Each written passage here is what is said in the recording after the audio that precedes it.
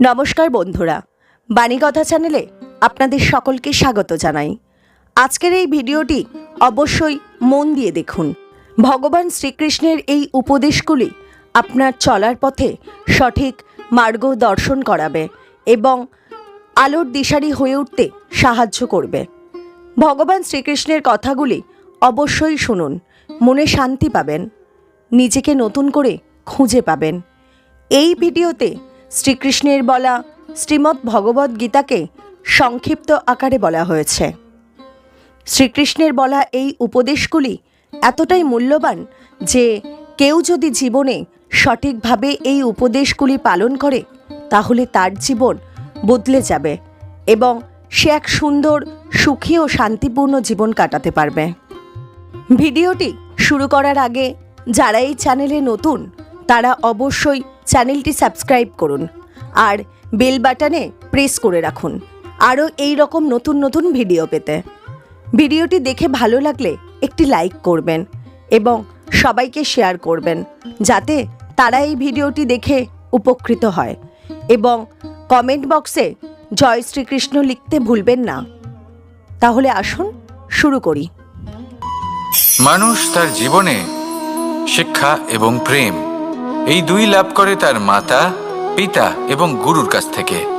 কিন্তু মানুষ সবথেকে বেশি ভালোবাসে নিজের মাতাকে, কারণ মাতা খুব নির্মল চিত্তে ভালোবাসে, শান্ত মনে আমাদের অন্তরে শক্তির সঞ্চার করে থাকেন, আমাদের উৎসাহ দেন, বলশালী করে তোলেন।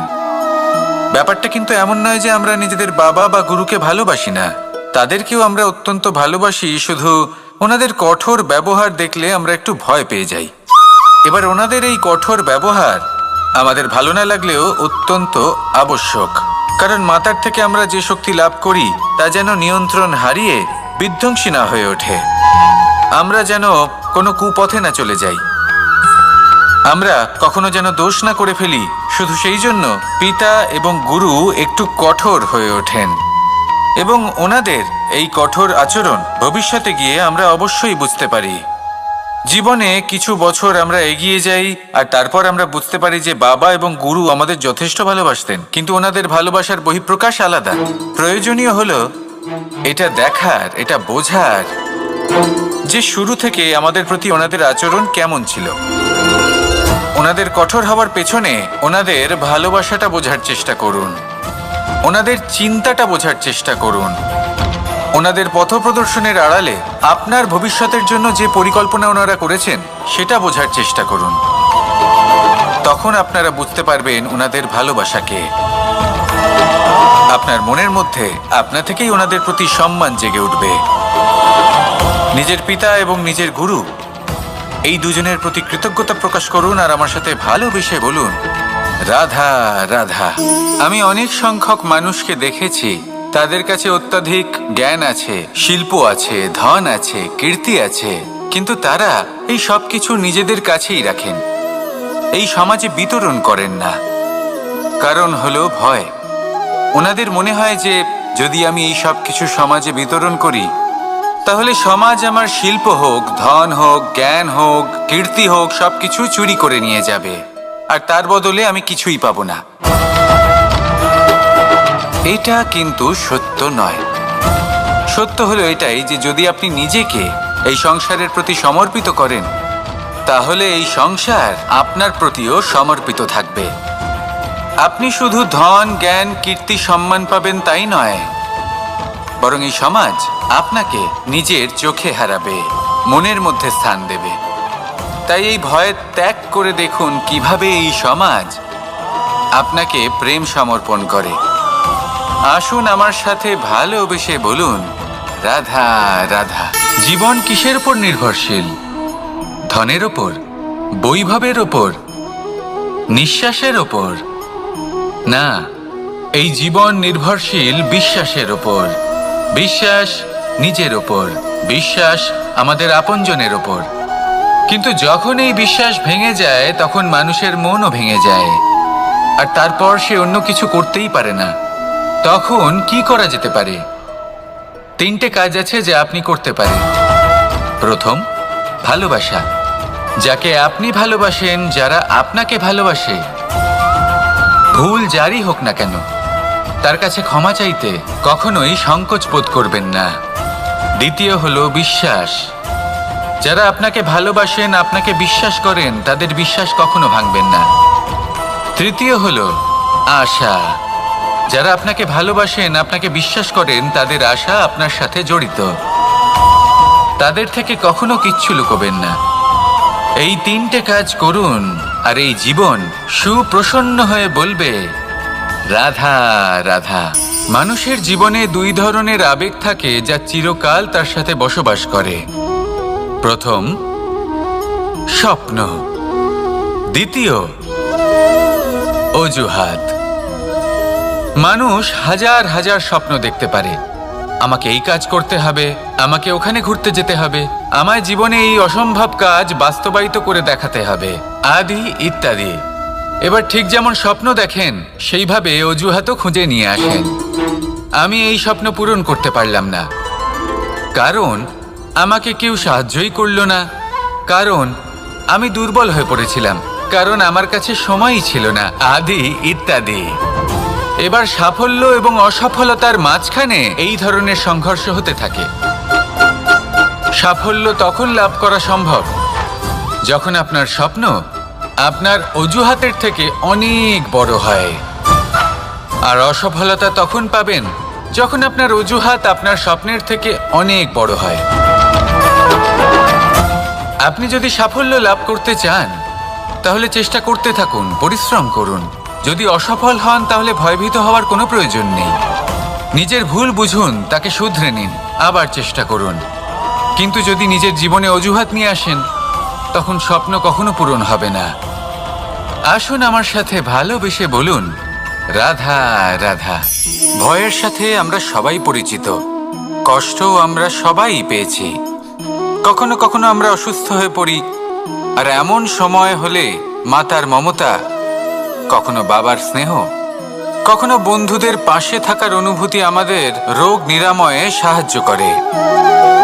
কখনো যদি আমরা নিরাশ হয়ে পড়ি, তখন যদি আমাদের কোনো আপনজন আমাদের দুটো ভালো কথা বলে, তখন আমাদের মনোবল বেড়ে যায়। ঠিক তেমন সংসারের এই রঙ্গমঞ্চে যদি আপনি পীড়িত অনুভব করেন, কিছু শুভ কথা আলোচনা করুন, কিছু স্তুতি গান করুন, কিছু মুহূর্তের জন্য হলেও নিজের ইষ্টদেবের কথা স্মরণ করুন আর প্রার্থনা করুন। সাহস বাড়বে, শক্তিও বৃদ্ধি পাবে এবং সামনে এগিয়ে চলার পথও দেখতে পাবেন। তখন এই মন প্রসন্ন হয়ে বলবে রাধা রাধা। কখনো কখনো অন্ধকারের সাথে লড়াই করার জন্য আমরা প্রদীপ জ্বালাই। এতে প্রথমে সলতে রাখি, তারপর তেল ঢালি, তারপর আগুন জেলে এটা প্রজ্বলিত করি। তারপর একটা সময় আসে যখন এই প্রদীপ নিভে যায়। কারণটা কি? কারণ কি এটা যে প্রদীপের প্রকাশমান হওয়ার ক্ষমতা সমাপ্ত হয়েছে? না, এই যে আগুন আমরা দেখতে পাচ্ছি, এই আগুনের জন্য যে শক্তির প্রয়োজন হয় তা আসে এই তেল থেকে। যদি এই তেল সমাপ্ত হয়ে যায় তাহলে এই প্রকাশ তাও সমাপ্ত হয়ে যায়। আর আমাদের জীবনে এই তেল হলো আমাদের কর্ম, আর এই আগুন আর এর দ্বারা উৎপন্ন হওয়া প্রকাশ আমাদের ভাগ্য। যত আমাদের কর্ম ক্ষীণ হতে থাকবে, আমাদের ভাগ্য সৌভাগ্য কোথাও না কোথাও লুপ্ত হয়ে যাবে। যে উজ্জ্বল ভবিষ্যৎ আমরা চাইছি তা কখনো লাভ করতে পারবো না যদি কর্ম না করি। ঠিক যেমন তেল ছাড়া অগ্নি উৎপন্ন হয় না, তেমনি কর্ম ছাড়া সৌভাগ্য হয় না। আর যেমন কর্ম তেমন ভাগ্য।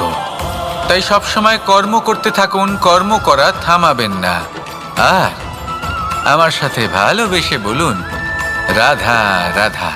জীবনে তিনটি বিষয় আছে, তিনটি বস্তু আছে, তারা যেন আপনাকে কখনো বশে না করে নিতে পারে। প্রথম হলো ধন। ধন যতক্ষণ আপনি ব্যবহার করতে থাকেন, যতক্ষণ তা আপনার কাজে আসছে, ততক্ষণ ঠিক আছে, এই ধন আপনার কাছে অমৃত। কিন্তু যখন এই ধন আপনাকে ব্যবহার করতে শুরু করে, বুঝে যাবেন যে আপনার পতনের সময় শুরু হয়েছে। দ্বিতীয় বিষয়, ফেলে আসা অতীত। যাই করুন আপনি অতীত পাল্টাতে পারবেন না, আর এই সত্যিটা আপনিও জানেন।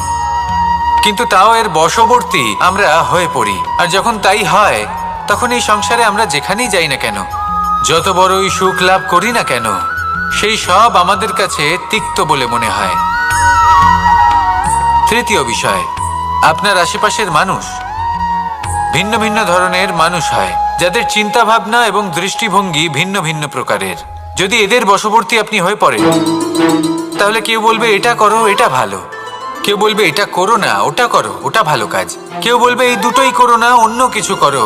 এই কথাগুলিতে আপনি এতটাই জড়িয়ে পড়বেন যে আপনি লক্ষ্যভ্রষ্ট হয়ে পড়বেন। তাই এই 3 বিষয় থেকে সাবধানে থাকবেন। যদি কোনো কিছু বশ করতে হয়, তাহলে আপনাকে বশ করতে হবে আপনার আজকে, নিজের বর্তমানকে। এটা খুব প্রয়োজনীয়। এটা ভাববেন যে এই সময়ের সদ্ব্যবহার আমি কিভাবে করব, সময়কে শাসন কিভাবে করব, ওই কর্ম কিভাবে করব যাতে ভবিষ্যতে কখনো আমার আফসোস না হয়, বরং এই সংসার আমাকে নিয়ে গর্ব করবে, সেই কর্ম করুন। আর যখন আপনি এটা শিখে নেবেন, তখন আপনি নিজেই নিজেকে প্রকৃত অর্থে ভাগ্যশালী করে তুলবেন। আসুন আমার সাথে ভালোবেসে বলুন, রাধা রাধা। অনেক সময় আমরা কারোর নীরবতাকে তার দুর্বলতা ভেবে বসি। হতেই পারে সেই ব্যক্তি উত্তর দিতে চাইছেন না, হতে পারে অন্য কোনো কারণ আছে যা আমরা বুঝতেই পারছি না। সেই জন্য তাকে দুর্বল ভেবে নেওয়া অনুচিত। দেখতে গেলে এই বিশাল সমুদ্র এও কিন্তু নীরব, শান্ত হয়। কিন্তু যখন সে রুদ্র মূর্তি ধারণ করে, তখন কি হয়?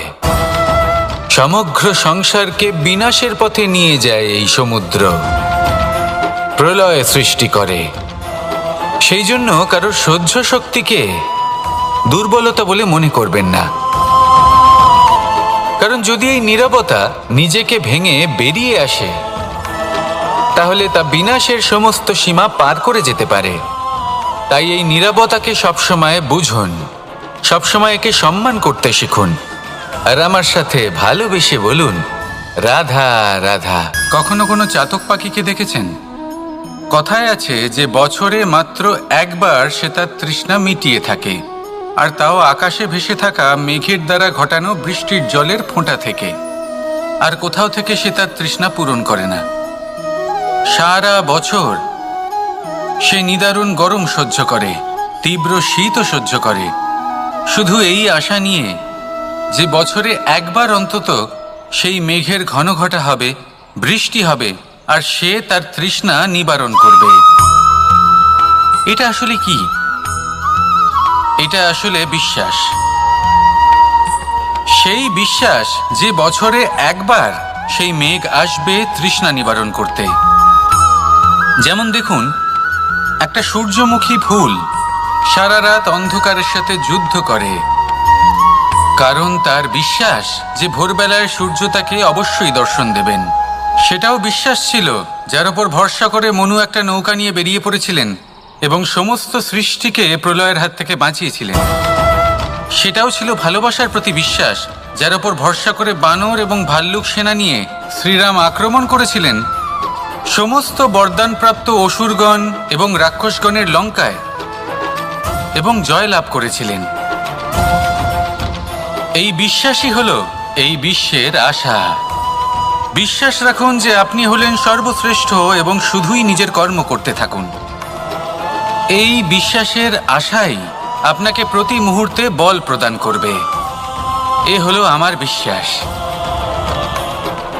আসুন আর আমার সাথে ভালোবেসে বলুন, রাধা রাধা। যোগাসন। যোগাসনে আসন অত্যন্ত গুরুত্বপূর্ণ। এবার আমি বলবো সবথেকে শ্রেষ্ঠ আসন কোনটি। আশ্বাস। নিজেকে আশ্বস্ত করতে থাকুন যে আমি আছি, সব ঠিক হবে, যা হচ্ছে ভালোর জন্য হচ্ছে। এই আশ্বাস আপনাকে জীবনে এমন ধনাত্মক বিশ্বাস দেবে যে আপনি বড় বড় সমস্যার সমাধান করতে পারবেন। এবার যদি কথা বলি সবথেকে কঠিন সময়ের, তাহলে সেটা হলো বিচ্ছেদের। যা মা সীতাকে সহ্য করতে হয়েছে শ্রীরামের জন্য, রাধা কৃষ্ণকেও সহ্য করতে হয়েছে। যে ব্যক্তি বিচ্ছেদের সময় সঠিক পথে চলে এসেছে, সে জীবনে অনেক শ্রেষ্ঠ স্থানে অবশ্যই পৌঁছতে পারবে।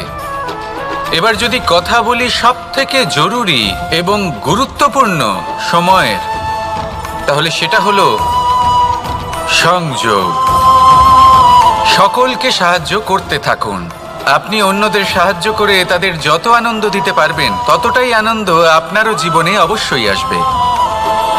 আসুন আর আমার সাথে ভালোবেসে বলুন, রাধা রাধা। সংসারে সকলে উঁচুতে উঠতে চায়, কেউ নত হতে চায় না। সবাই এটা মনে করে যে নত হওয়ার অর্থ হলো তাদের আত্মসম্মান এবং অহংবোধের বিরুদ্ধাচরণ করা। তাদের মনে হয় যে যদি আমরা নত হই, সংসার আমাদের দুর্বল মনে করবে, তাদের শৌর্য এবং তাদের ব্যক্তিত্বের অপমান হবে। কিন্তু এটা কি সত্যি? প্রত্যেকবার নত হওয়ার অর্থ কি সম্মানহানি হওয়া? কখনোই নয়। আপনি নিজের জীবনকেই দেখে নিন। আপনার কোনো অমূল্য জিনিস যদি নিচে পড়ে যায়, তাহলে তাকে কিভাবে তোলেন? সেই বস্তুকে তোলার জন্য আপনাকে নত হতেই হবে। আপনি বড়দের আশীর্বাদ কিভাবে লাভ করেন? আপনি নত হয়ে তবেই তাদের আশীর্বাদ লাভ করতে পারেন, তাই না? ভেবে দেখুন, আপনি একটা পথে হাঁটছেন। আপনি দেখতে চাইছেন যে আপনি সঠিক পথে হাঁটছেন কিনা, পায়ের নিচে কাঁটা পড়ে আছে কিনা। কিভাবে দেখবেন? আপনাকে সেই মাথা নত করেই দেখতে হবে। এর অর্থ কি? অর্থ খুব সহজ। প্রত্যেকবার নত হওয়া অনুচিত নয়, সেটা কোনোভাবেই সম্মানহানি নয়। পরিস্থিতি অনুসারে এবং যেখানে প্রয়োজন, আপনি নত হতে শিখে গেলে আপনি অনেক কিছুই লাভ করতে পারবেন। জ্ঞান, মান, গুণ, বিশ্বাস। সেই জন্য প্রয়োজন এবং পরিস্থিতি অনুসারে নত হতে শিখুন। এতে অনুচিত কিছুই নেই। আত্মসম্মান থাকা অত্যন্ত প্রয়োজনীয়, কিন্তু তা যেন কখনো অহংকারে পরিণত না হয়। এই বিষয়ে অবশ্যই নজর রাখবেন এবং আমার সাথে ভালোবেসে বলবেন, রাধা রাধা। আমাদের জীবনে অনেক ধরনের ব্যক্তি এসে থাকেন। কেউ কেউ আমাদের সাথে থেকে যান, কেউ আমাদের থেকে দূরে চলে যান। কেউ ভালো মানুষ হন, কেউ খারাপ মানুষ। কিন্তু আমরা সবসময় সেই সময়টাকে নিয়ে দুঃখ প্রকাশ করি যখন আমাদের জীবনে কোনো খারাপ ব্যক্তি প্রবেশ করেন। তারা আমাদের খারাপ অনুভূতি দেন, দুঃখ দেন, কষ্ট দেন। আমরা সবাই তাকে ভালো মন্দ কথা বলি। কিন্তু কেন? এমন বিভিন্ন ধরনের মানুষ, খারাপ মানুষ, ভালো মানুষ, সবার জীবনেই আসেন এবং সকলকেই একটা অমূল্য শিক্ষা দান করে যান। এবার আপনি নিজেই ভেবে দেখুন, জীবনে যখন প্রথমবার আপনি আগুন স্পর্শ করেছিলেন, তখন আপনি একটা শিক্ষা লাভ করেছিলেন যে আমাকে আগুনের থেকে একটু দূরে থাকতে হবে। তারপর আস্তে আস্তে আপনি শিখলেন যে কিভাবে এই আগুনকে নিয়ন্ত্রণে রাখতে হবে। তারপর আপনি শিখলেন যে কিভাবে নিজের জীবনে তাকে প্রয়োগ করতে হবে, তা সে অন্ধকারে প্রকাশ লাভ করার জন্য হোক বা খাবার বানানোর জন্য। সেইভাবেই কোনো খারাপ ব্যক্তি যখন আপনার জীবনে আসে, কোনো শিক্ষা দিয়ে যান, তার প্রতি কৃতজ্ঞ থাকুন। তার বিষয় খারাপ ভাবার বা খারাপ অনুভূতি নিয়ে থাকার কোনো প্রয়োজন নেই। সেই শিক্ষা লাভ করুন। ইতিবাচক মনোভাব নিয়ে জীবনের সামনে এগোতে থাকুন। কেউ নেই যিনি আপনাকে বাধা দিতে পারেন। আসুন আমার সাথে ভালোবেসে বলুন, রাধা রাধা। অনেক সময় আমরা জীবনে অনেক মানুষকে এমন বলতে শুনে থাকি যে আমি অসফল হয়েছি কারণ আমার সময় ভালো যাচ্ছিল না। আমি এই জিনিসটা লাভ করতে চাইছিলাম কিন্তু করতে পারলাম না কারণ আমার সময়টা ভালো যাচ্ছিল না। আমি আমার জীবনে ওই মহান কাজটা করতে চাইছিলাম কিন্তু করতে পারলাম না। কেন? কারণ আমার সময়টা ভালো যাচ্ছিল না। কিন্তু যে মুহূর্তে ভালো সময় আমার জীবনে আসবে, আমি সব কিছু প্রাপ্ত করব। এমন প্রায় প্রত্যেকেই বলেন। আসুন একটা কথা বোঝা যাক। একজন মালিকে দেখুন, সে প্রত্যেক দিন গাছের সেবা করে, তাকে জল দেয়, তার যত্ন আত্তি করে। কেন? প্রত্যেক দিন সেই গাছ ফল দেয় না। সঠিক সময় এলে তবেই সেই গাছ ফল দেয়, কিন্তু প্রত্যেক দিন মালি তার সেবা করে, তাকে যত্ন করে। শুধুমাত্র তখন করে না যখন সেই গাছ ফল দিতে সক্ষম। আর যদি মালি গাছের যত্ন প্রতিদিন না করে, তাহলে হয়তো সেই গাছ ফল দিতেই পারবে না। এটাই হলো আমাদের জন্য একটা শিক্ষা। যখন সময় আমাদের জন্য অপেক্ষা করে না, তখন আপনি সময়ের জন্য কেন অপেক্ষা করছেন? ভালো সময়ের জন্য অপেক্ষা করবেন না। ভালো এবং শুভ কর্ম দ্বারা ভালো সময়কে নিজের কাছে টেনে আনুন। নিরন্তর কর্ম করুন, পরিশ্রম করতে থাকুন। শুভ সময় আপনা থেকেই আপনার কাছে আসবে। আসুন আমার সাথে ভালোবেসে বলুন, রাধা রাধা। জীবনে এমন কিছু কাজ রয়েছে যা আমাদের কখনোই করা উচিত নয়, যেমন আশা করা। যদি আপনি আশা করেন আর আপনার আশা পূর্ণ না হয়, আপনি খুবই কষ্ট পাবেন। এবার আপনি যদি প্রতীক্ষা করেন, করতেই থাকেন, আর সেই ব্যক্তি যদি না আসে, তাহলেও খুব কষ্ট পাবেন। আর হলো তুলনা। আপনি যদি তুলনা করতে যান, তাহলে এটাই ভাববেন যে হয় আমি বা অন্য কোনো ব্যক্তি, এই দুজনের মধ্যে কোনো এক ব্যক্তি নিকৃষ্ট। আর এই ভাবনাটাই হলো অনুচিত। যদি আমরা কথা বলি সেই সব বিষয়ে যা আমাদের করা উচিত, যেমন পরীক্ষা। এই পরীক্ষা সবসময় আমাদের আরো সফল করে তোলে, আরো শ্রেষ্ঠ করে তোলে, আরো উৎকৃষ্ট করে তোলে। আসন্ন মহাসংগ্রামের জন্য আমাদের প্রস্তুত করে তোলে এই পরীক্ষা। তাই এই পরীক্ষার থেকে কখনোই পালাবেন না, এর সম্মুখীন হন। আর হলো কর্ম। কর্ম করা কখনোই বন্ধ করবেন না। তুলনা করার বদলে কর্ম করুন, প্রতীক্ষা করার বদলে কর্ম করুন, আর আশা করার বদলে কর্মই করুন। জীবন সফল হয়ে যাবে। দেখুন, সবার শেষে সত্যি বলতে এই কর্ম আর এই পরীক্ষা, এই দুই আমাদের জীবনকে সুখী করে তুলতে পারে। আসুন আর আমার সাথে ভালোবেসে বলুন, রাধা রাধা।